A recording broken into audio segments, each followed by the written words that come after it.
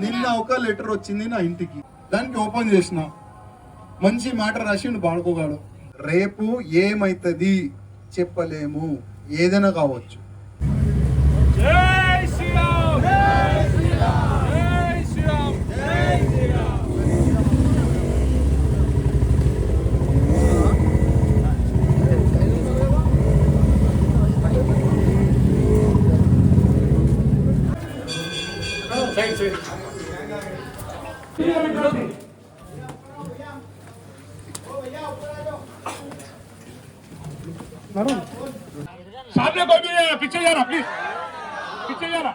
పోయే సంవత్సరం ఎంత మంది వచ్చినారు?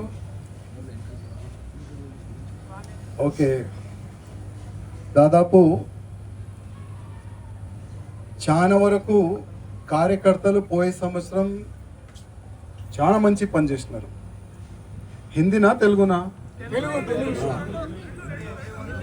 ఒక్కొక్క కార్యకర్త ఏ బాధ్యత ఇచ్చినాం కదా, ఎండింగ్ వరకు ఆ కార్యకర్త జరగలే. ఎందుకంటే దాదాపు 2010 నుంచి మన తెలంగాణలో, ప్రత్యేకంగా మన భాగ్యనగరంలో శ్రీరామనవమి శోభయాత్ర సక్సెస్ఫుల్ అవుతుందంటే అది మన రామ భక్తుల వల్లనే. అది మనం ప్రతి సంవత్సరం ఇది చెప్తూనే ఉంటాం. ఎందుకంటే రామ భక్తులు లేకపోతే ఏ కార్యక్రమం కూడా సక్సెస్ఫుల్ కాదు. అందుకోసం ప్రతి సంవత్సరం ప్రతి ఒక్క రామ భక్తుల వల్లనే మన శ్రీరామనవమి శోభయాత్ర చాలా ఘనంగా జరుగుతుంది. మంచి శోభయాత్ర వెళ్తుంది. దాదాపు 10 అవర్స్ శోభయాత్ర యావత్ ప్రపంచంలో కూడా ఎక్కడ కూడా వెళ్ళదు, మన భాగ్యనగరంలో వెళ్తుంది. 10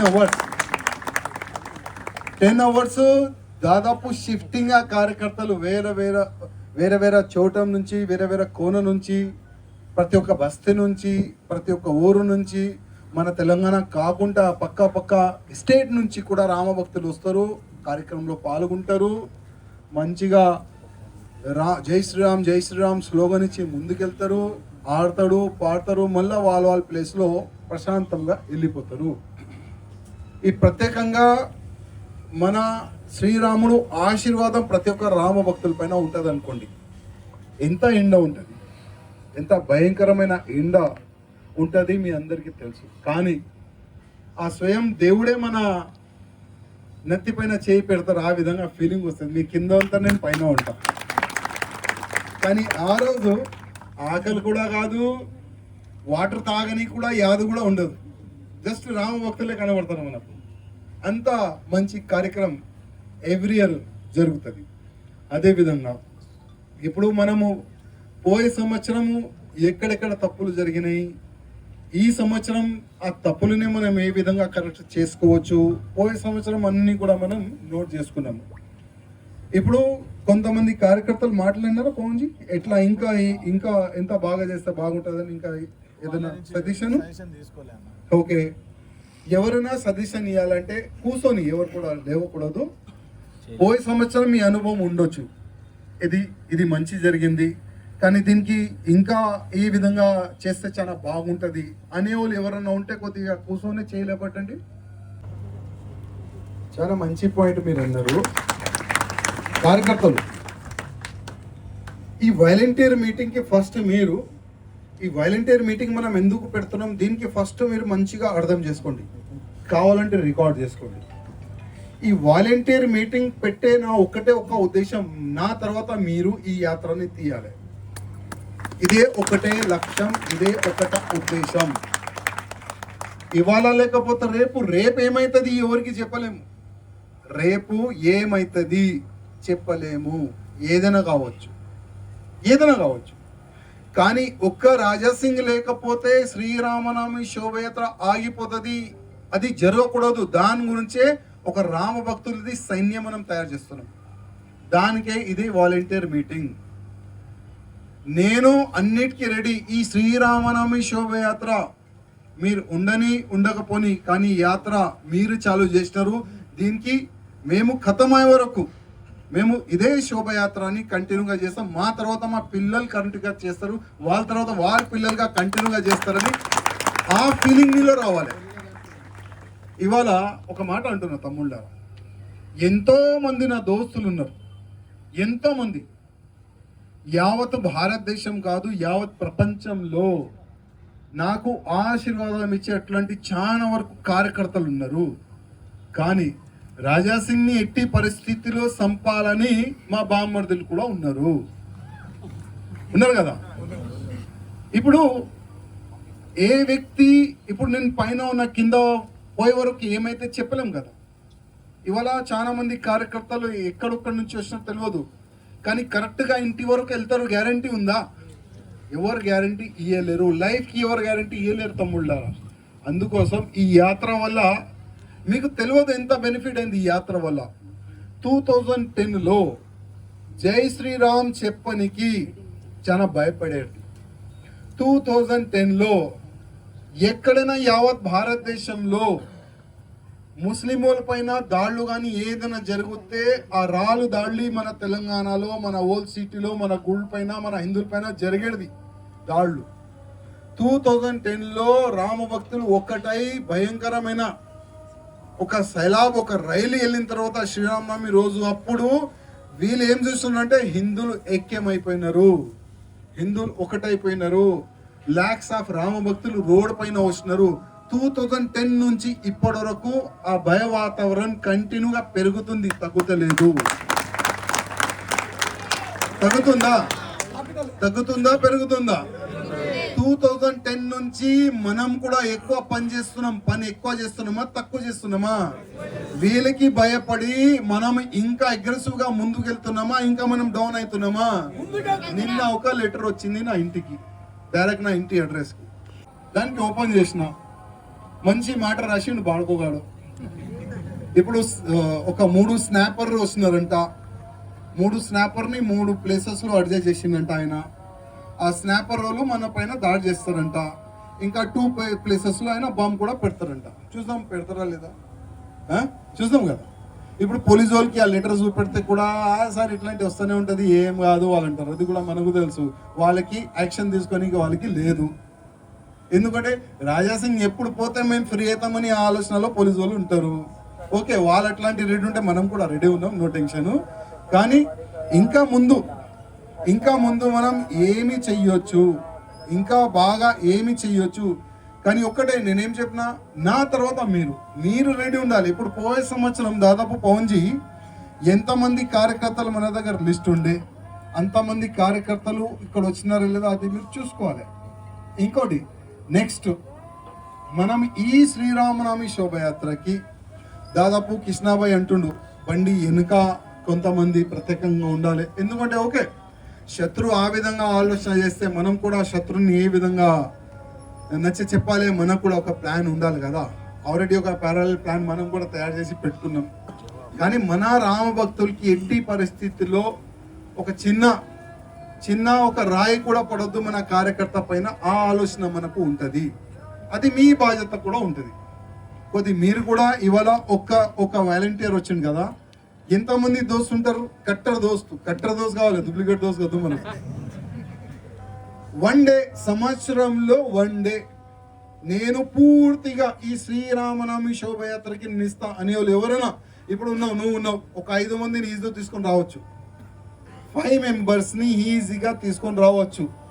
శోభయాత్రలో డాన్స్ చేయడానికి కాదు, శోభయాత్రని సక్సెస్ఫుల్ చేయడానికి ఒక్క కార్యకర్త, ఒక 5 మందిని కట్టర్ కార్యకర్త ఏదైనా కానీ ఆయనకి ఆ బాధ్యత ఇస్తే ఆ బాధ్యత ఆయన పూర్తిగా ఆయన కంప్లీట్ చేయాలి. ఆయన తప్పి వెళ్ళదు అక్కడిక్కడ, పూర్తిగా ఆయన ఆ బాధ్యతని చూసుకోవాలని అట్లాంటి ఒక 5 మెంబర్స్ కార్యకర్తల్ని మీరే తయారు చేసి తీసుకున్నట్టు. ఒక మాట యాద పెట్టుకోండి, ఈ యాత్ర మీది, ఒక వ్యక్తిది కాదు.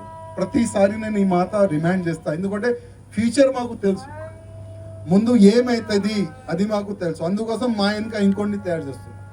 నా తర్వాత ఆయన తర్వాత ఇంకోటి ఉన్నాడు, ఆయన తయారైతేనే ఉంటారు. ఎందుకంటే ఎప్పటి వరకు దేశ ద్రోహులు ఉంటారు కదా, అప్పటి వరకు మనకు ఫైట్ చేస్తూనే మనం ఉండాలి. ఇప్పుడు వాళ్ళు గజ్వా హింద్ది ప్లానింగ్ చేస్తున్నారు. గజ్వా హింద్ అంటే మన భారతదేశంలో ఉండి మన భారతదేశం పైన యుద్ధం చేయాలి. లోపట లోపట ఒక సైన్యం తయారవుతుంది. కానీ మన హిందువుల్లో ఏ విధంగా సైన్యం తయారవుతుంది? నడ్రా ఇవాళ నైట్ ఫుల్ వాటర్, నడ్రా అక్కడ కూర్చుందాం, ఆ చౌరస్తాలో కూర్చుందాం, మన ఇంటి బయట గడపలో కూర్చుందాం. ఏ టైం వరకు? పొద్దుగాల 4-5 వరకు మేలుకుంటారు, మళ్ళీ పండుకుంటారు, మళ్ళీ నెక్స్ట్ డే 12, 1, 2కి మళ్ళీ లేస్తారు, మళ్ళీ అయిందిరా అది దిగిపోయింది, మళ్ళీ నైట్ ఎవరు తగ్గిస్తారా? కొన్ని హిందువుల్లో ఈ విధంగా వాతావరణం క్రియేట్ అవుతుంది. మన హిందూ కార్యకర్తలు ఆ వేలో వెళ్తున్నారు, కానీ మన దేశాన్ని సర్వనాశనం చేయడానికి ఒక పెద్ద కుట్ర నడుస్తుంది.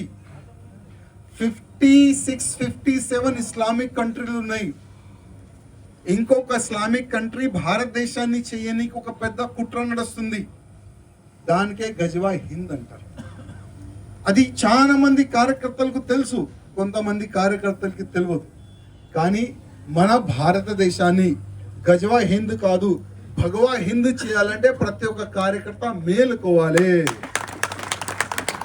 ప్రతి ఒక్క కార్యకర్త మేలుకుంటేనే మన భారతదేశం మనం కాపాడవచ్చు. మన భారతదేశంలో హిందువులు ఉన్నారు, వాళ్ళకి మనం కాపాడవచ్చు, లేకపోతే కష్టం.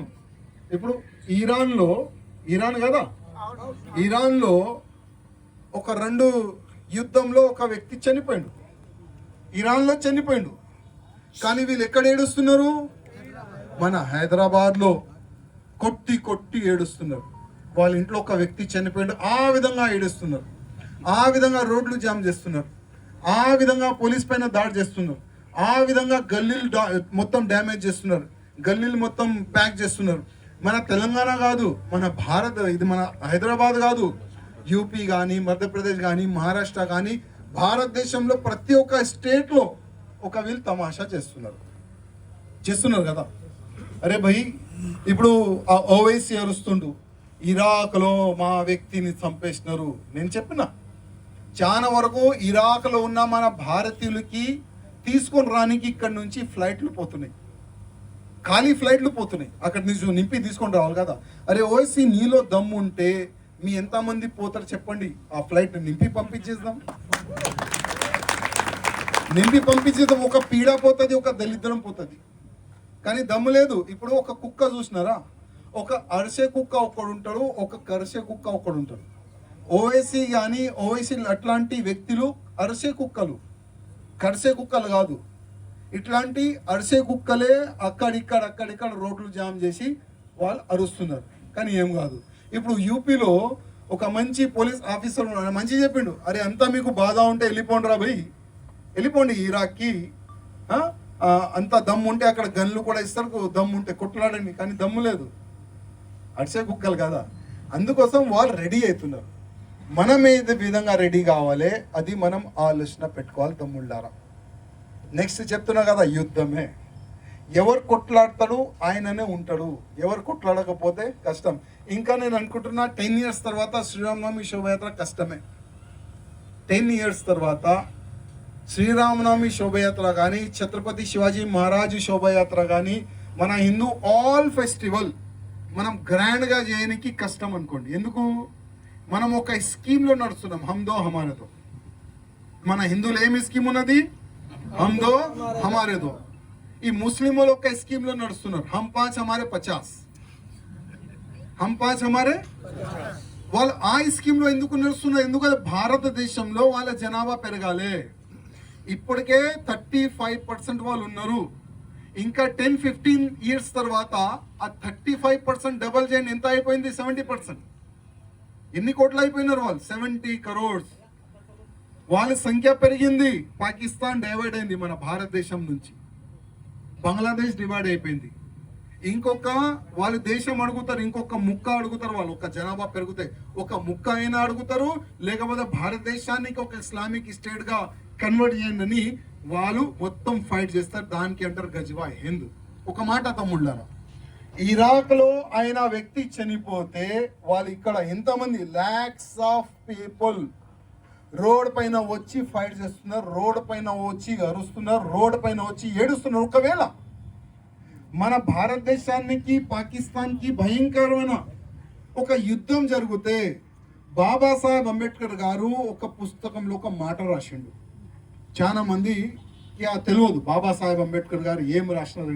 బాబాసాహెబ్ అంబేద్కర్ గారు ఏం రాసినారంటే, ఒకవేళ భారతదేశంలో ఉన్న ముస్లిం వాళ్ళు ఒకవేళ ప్రమాదం మన భారతదేశంకి వస్తే ఫస్ట్ ప్రిఫరెన్స్ వాళ్ళు ఇస్లాంకి ఇస్తారు, భారతదేశానికి కాదు అని స్వయం బాబాసాహెబ్ అంబేద్కర్ గారు చెప్పిన మాటలు ఇది.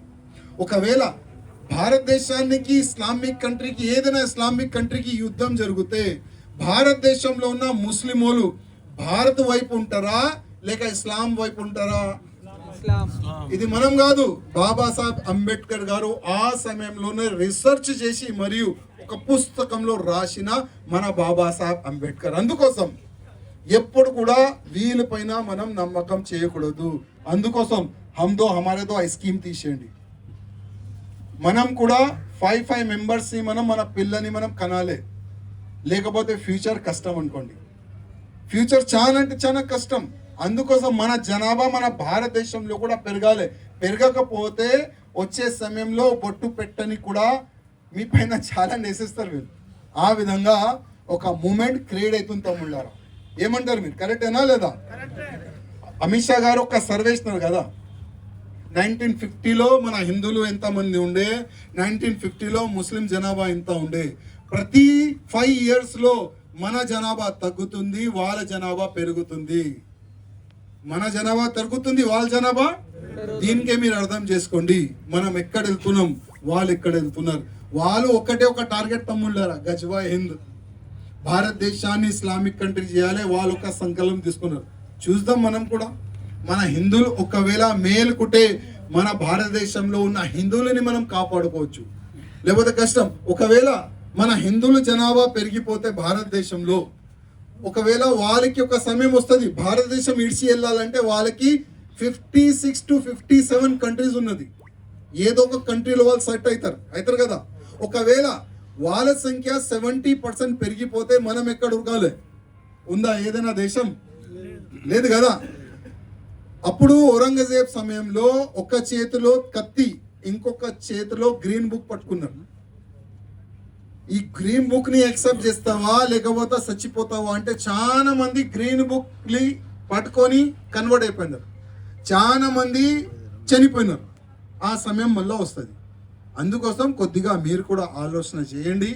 మన భారతదేశాన్ని కాపాడుకోవాలంటే ప్రతి ఒక్క హిందూ కార్యకర్త మోత్ క్యాన్వేజింగ్ స్టార్ట్ చేయండి. మోత్ క్యాన్వేజింగ్. చాలా మంది ఇక్కడ యువకులు ఉన్నారు. హమ్దో హమారేదో ఐస్ క్రీమ్ అయితే మీరు మర్చిపోండి. మీ ఫ్యామిలీని కాపాడాలంటే హమ్దో హమారేదో కాదు, హమ్ 5 ఉండాలి.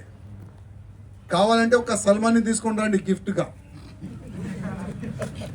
హమ్ 10 యాడ్ చేయండి, ఇంకొక 5. వాళ్ళు చేస్తున్నారు కదా లవ్ జిహాద్, 7, 6 పెళ్లి చేసుకుంటారు. టార్గెట్ మన హిందూ అమ్మాయిని చేస్తున్నారు కదా. మీరు కూడా చేయండి. మేము మీకు ప్రొటెక్షన్ కూడా ఇస్తాం, కావాలంటే ఉండడానికి ప్లేస్ కూడా ఇస్తాం. ఒక వ్యక్తి తీసుకొని పోయిండు నిన్ననే, ఇప్పుడు పోలీస్ స్టేషన్లో నడుస్తుంది ఆ కేసు. వాళ్ళకి ఫుల్ సపోర్ట్ మనం ఇస్తున్నాం. ఓకే, ఇప్పుడు ఈ సంవత్సరం కూడా శ్రీరామనవమి శోభయాత్ర చాలా వైభవంగా సక్సెస్ఫుల్ చేయాలంటే ప్రతి ఒక్క కార్యకర్త సంకల్పం తీసుకోవాలి. ప్రతి ఒక్క కార్యకర్త ఇప్పుడు మీలాగా ఒక 5 మెంబర్స్ తయారు కావాలి. ఇంకోటి ఒక 2 days ముందు అంటే 25కి పవన్జీ, 25కి ఒక కార్యకర్తలు ఒక మీటింగ్ పెట్టుకోండి. 25కి సేమ్ ప్లేస్ సేమ్ టైమింగ్కి వాలంటీర్ కరెక్ట్ వాలంటీర్ కార్యకర్తలు వచ్చేస్తే, ఏ కార్యకర్త అంటే ఛత్రపతి శివాజీ మహారాజ్ విగ్రహం ఉంటుంది, మన శ్రీరామ్ భగవాన్ది యొక్క విగ్రహం ఉంటుంది, రథం ఉంటుంది, డీజే ఉంటుంది, ఇంకా చాలా ముందు రథాలు ఉంటుంది. చాలా వరకు మా మహిళా శక్తిలు అందరు కూడా ఆ కార్యక్రమం మన శ్రీరామనవమి శోభయాత్ర చూడడానికి వస్తారు. ఎవరు కూడా ఎట్లాంటి కూడా ఇబ్బంది జరగకూడదు. ఆ విధంగా మేము ఈ బాధ్యత చూసుకుంటాం అనేవాళ్ళు 25కి రావాలని ప్రతి ఒక్క కార్యకర్తకి, ప్రత్యేకంగా వాలంటీర్కి. షోపుటప్ కార్యకర్తలు ప్లీజ్ వద్దు. షోపుటప్ అంటే మీరు 27కి రావచ్చు, కానీ మేము మా శ్రీరామనవమి శోభయాత్రకి ఈ సంవత్సరం కూడా సక్సెస్ఫుల్ చేస్తామని ఆ కార్యకర్తలే 25కి రావాలని నేను కార్యకర్తలకి కోరుతున్నాను. ఇంకా ఏదైనా క్వశ్చన్ మీకు ఒక్కటి చెప్పిండు, ఇంకా ఎవరైనా ఉన్నారా? లేరు కదా. समाप्तम చేద్దామా? ఏ టైంకి వచ్చినారు? क्या समय पर आए आप लोग? 7 बजे. तो चलो ये साल भी ये वर्ष भी हम लोग भगवान श्री रामचंद्र जी की जन्मोत्सव के शुभ अवसर पर भव्य रूप से शोभा यात्रा हम लोग निकालेंगे। किसी प्रकार की कोई दिक्कत ना आए उस विषय पर भी हम ध्यान देंगे। एक एक कार्यकर्ता, एक 5 ऐसे कार्यकर्ताओं को लाना है जो हमारे इस श्री रामनवमी शोभा यात्रा को सक्सेसफुल, अच्छे से अच्छा सक्सेसफुल कर सके, ऐसी भावना वाले कार्यकर्ताओं को लेकर आइए। और इस बार 25 ऐसे तेलुगु जबरदस्त गाने हैं जिसको मैं बोल नहीं सकता, उसी दिन प्ले करेंगे। और 70 to 80 लगभग अच्छे हिंदी सॉन्ग्स भी है, वो भी आप लोगों को हम 27 के दिन शाम में सबको हम लोग व्हाट्सएप के माध्यम से गाने आप सबको दे देंगे। पवन जी, ఓకే పవన్ జీ, ఇంకా మీరు చూడండి। జై శ్రీరామ్।